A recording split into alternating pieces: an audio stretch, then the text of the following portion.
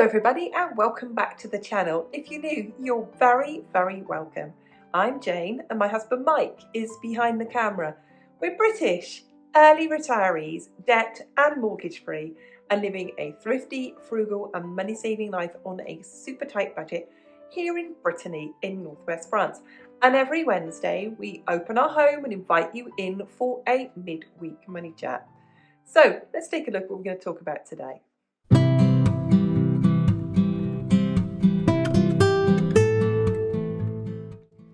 The cost of living crisis is just rumbling on.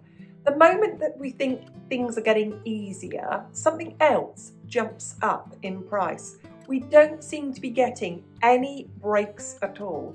And what we're going to do today is share with you the things that we used to be able to do to save money. Now, we know the demographic of this channel. A lot of you are over 40 years old, a lot of you are women. So we know a lot of you are holding on to those purse strings very, very tightly. And you may be able to go, yep, I remember that, all the way through this video. So we're going to talk a lot about then and now and how it is much, much harder now to save money.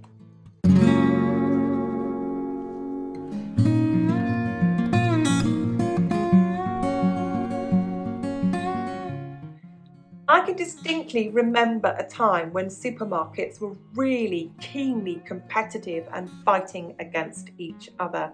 And especially when the deep discounters like Lidl and Aldi turned up. I can remember that switch. I can remember it like it was yesterday when we first went to Aldi and you couldn't push a supermarket trolley with 40 pounds of food in it. You literally couldn't. You'd need the two of you to steer it back to the car. It was so extreme. And I can remember it at a time when people were still a bit wary of the deep discounters. They didn't want to go in there because it didn't sell the brands. But what that did is it put the competition out there to all of the supermarkets. And you really could get some very, very good prices and very good offers. What we are seeing now, and drop me a comment below if this is the case for you, what we are seeing is very, very similar prices between one supermarket and the next. You might see a few cents difference. You might see, well, it might be 10 cents different from one shop to another, or 10 pence different, but you're not seeing massive savings.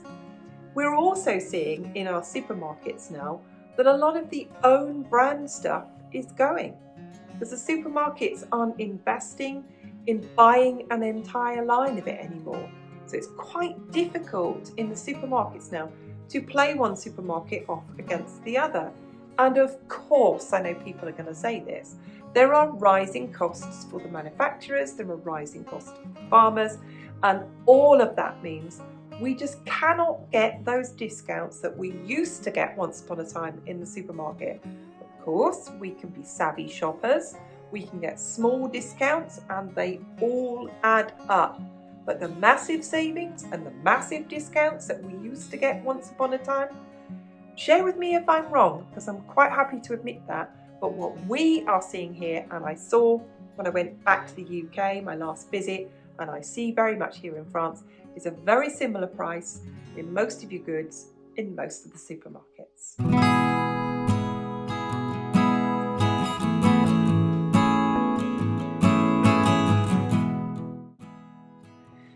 The next thing that I want to share with you that it's so much harder now is the cost of cars.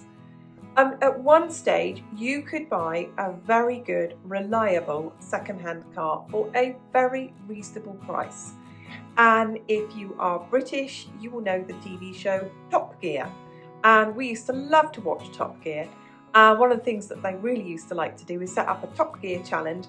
And it would often be, what car can we buy for £500? Or what car can we buy for £1,000? And it was absolutely okay to buy. I mean, it was an older car, but you could. But we all now know that is absolutely not the case. The difference in price between a second-hand car and a new car is almost unheard of. There's really hardly any difference. which is good. You know, it's good that second-hand cars are holding their price, but it's making it increasingly difficult, isn't it? Especially buying your first car. All of us can remember buying our first car. We can all remember that £500 car that was our first car that lasted us a couple of years. And if you needed a car to get to work, you could always buy yourself a decent second-hand car. Here in France, car prices are so crazy. I mean, you can buy a 25-year-old car and it will still cost you €2,000. 25-year-old car. I mean, I'm talking a tiny car. Mike and I can't fit in these cars. They are so small. Mike's 6 foot tall. He cannot get in these little cars. No, he cannot get in this tiny little Peugeot car. But we tried a few. He couldn't fit in. You know, he couldn't sit up straight in it because they were so small. Like, I can't get over it. I cannot get over the price of second-hand cars. And people used to say, well, can you go back to the UK and buy a cheap second-hand car? No, because they're not cheap there either. So I think that puts a real strain on families. And, you know, you're almost forced, aren't you, to buy a decent car. And to be honest with you, it's not like you can just put your hand on £15,000 or €20,000. That is not something that most people can realistically save up and buy. Not a lot of people. Obviously, people do, but not everybody can. And I think that is more and more forcing people into having to take out some kind of finance on a car. And that certainly makes it harder to save. The cost of living crisis is driving people to debt that maybe, if they had the opportunity to buy a decent second-hand car, wouldn't have had to get into so much debt.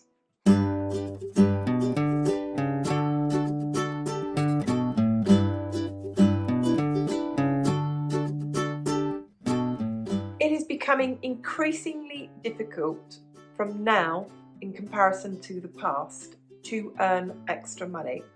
There were ways and means that at any stage when Mike and I were on our debt repayment journey and our house payoff journey and our save money journey, that we could easily earn extra money. It was very easy to have a lodger in your house. It's still something that is tax-free in the UK, and you can still do that. But lots of people now would do that. They would have to do something like register with people like Airbnb, and that takes a level of complication, and paying them a percentage of the money you take as well. It was very easy for Mike to do extra time at work, to do overtime, and to be paid time and a half to do that. From what we know, it isn't available at all. And those people that we know who do any extra work, they're only paid on the flat rate. It was very easy for me when I was a teacher to find extra work, exam marking, and extra work as a private tutor. All of that private tutoring is still at the same rate now as the money I was earning back in 2005, 2010. That isn't the money. It's not there. It is not so easy to earn that extra money. The exam marking, for example, used to be very easy for me to do as a teacher. It all went online, and that just wasn't a pleasant experience. So all of those extra pieces of work that you could do, now somebody else is taking a percentage of your money. Think of DoorDash for an example. Those people who earn a little bit more money through DoorDash, the app is taking money. All of those people who might have done some work being a private driver or a private taxi cab driver, now Uber's taking a percentage of the money. So all of those people out there trying to earn a bit more money, somebody else is taking a percentage of their money from them. Of course, you can still earn extra money if you want to. But my comparison is, it's just not as easy as it used to be. It's far more regulated than it used to be. There's far more people taking some of your money, sat there doing nothing, taking some of your earning, and it's becoming increasingly difficult. And it's another example of why it's so much harder to save money now.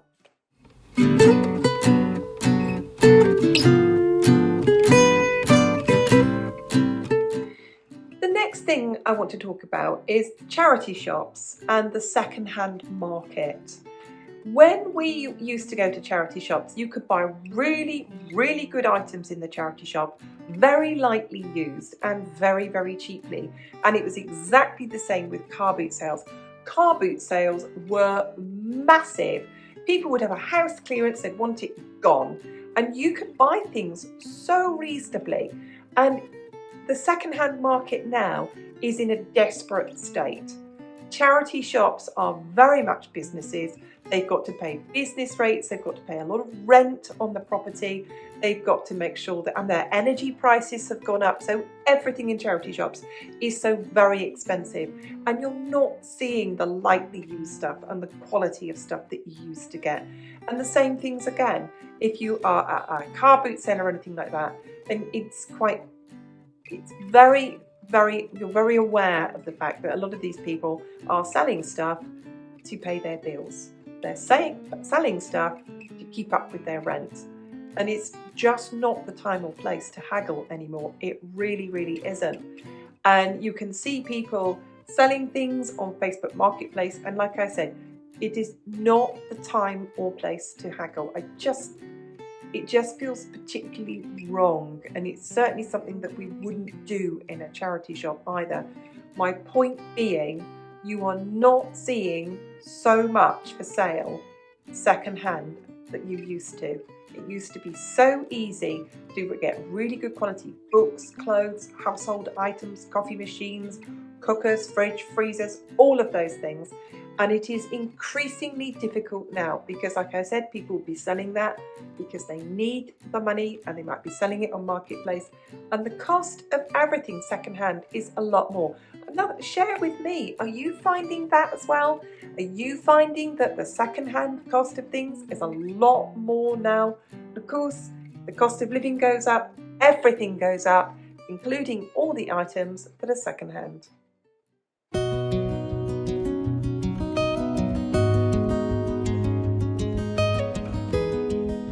At one stage, there was like a golden few years, wasn't there, where you could swap and shop around.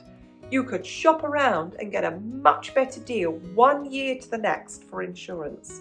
You could swap providers. You could go from one energy provider to another energy provider and get a better deal. You could switch bank accounts. They would pay you to switch bank accounts.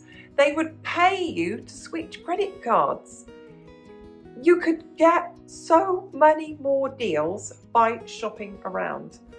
You can't. You absolutely can't now.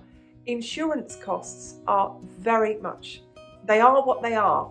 You can go from one company to another and you will not find a better deal. You might find your first deal good and then it will shoot up in the next year. And they'll fix you in as well. That's something else that they will do with bank accounts, with energy providers, with gas providers, with electricity providers. They'll give you a good deal, but they will lock you in. They'll do the same with mortgages as well. You might be able to switch and save on your mortgages, but they will lock you in legally. So there's a comparison of another way with the cost of living crisis of how much harder it is to save money because you can't swap and shop around in the way that you could before.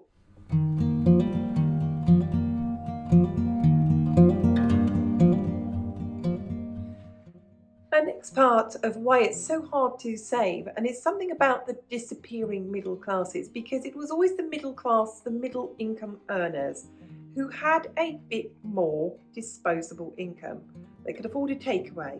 They could afford to go through a drive-through. They could afford to have people to clean their house. They could afford people to come around their house and do their hair. They could afford more haircuts. They could afford more beauty treatments. They could afford more meals out. They could go to more restaurants more often. They had a little bit more money. And with the cost of living crisis, that bit there is having a massive knock-on on service industry jobs.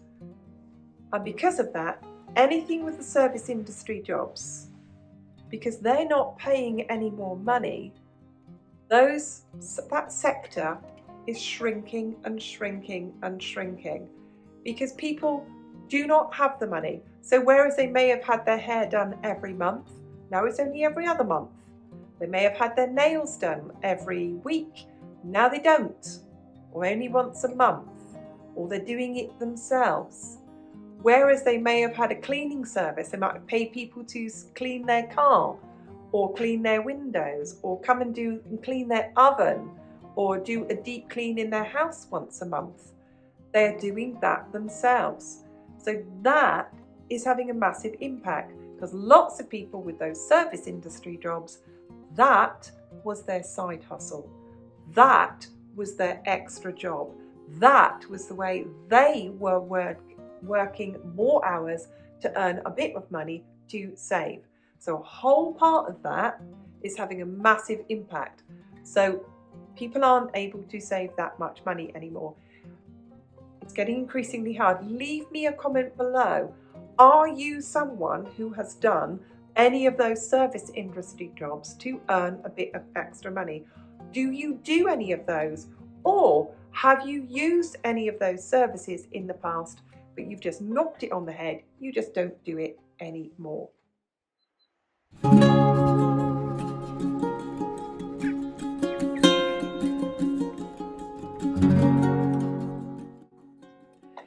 We shared quite a lot with you today. There's a lot to think about, isn't there? It is increasingly hard. We can say, oh, but my grandparents and their grandparents lived through the Great Depression.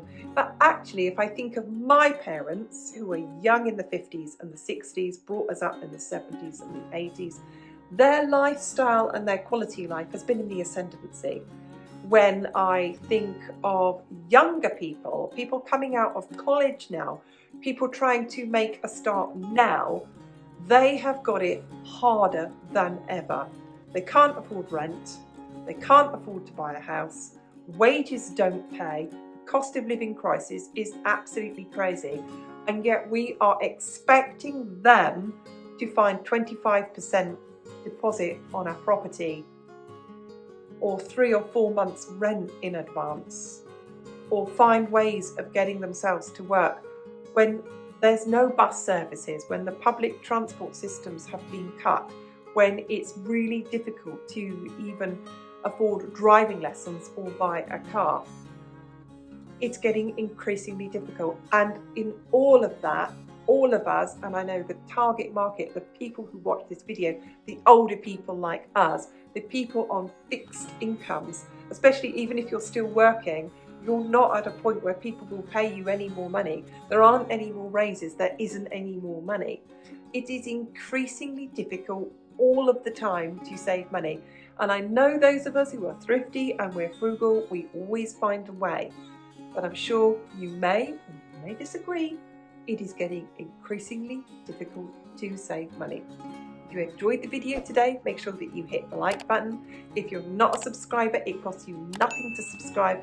Hit the subscribe button and the little notification bell so you don't miss any of our videos. Leave a comment, we read every single one of them, and we will see you soon. Bye for now.